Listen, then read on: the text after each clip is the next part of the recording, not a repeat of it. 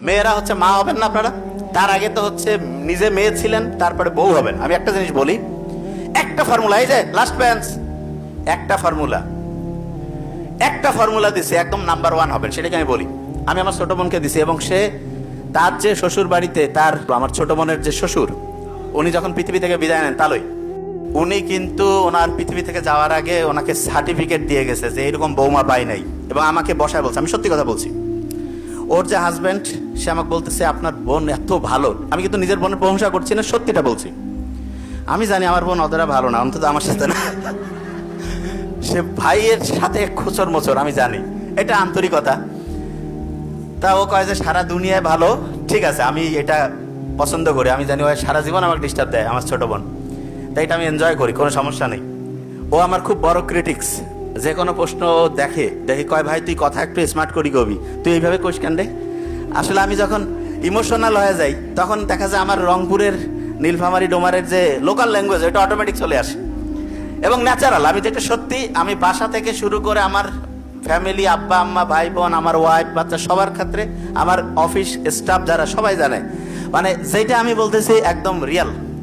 মানে আমার স্পিচ থেকে শুরু করে যা কিছু সব ক্যামেরার সামনে যা ঠিক সেটাই একদম রিয়েল।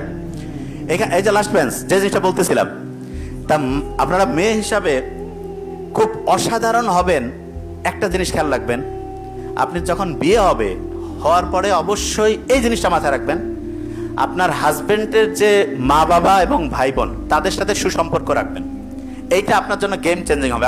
আমি আপনাকে বললাম, আপনার প্রথমে মনে হইতে পারে এটা লস, এটা ইনভেস্টমেন্ট, সত্যি কথা, এবং এটা আপনার জন্য লাইফ চেঞ্জিং হবে। যে জায়গায় আমি বলছি এটা অবশ্যই করবেন, পরিবারগুলো অসাধারণ হবে। যে জায়গায় বলছিলাম মেয়েরা কেন পাওয়ারফুল, আপনি কি জানেন আপনার যে সন্তানের বৈশিষ্ট্য, এর 90% মেয়েদের কাছ থেকে আসে।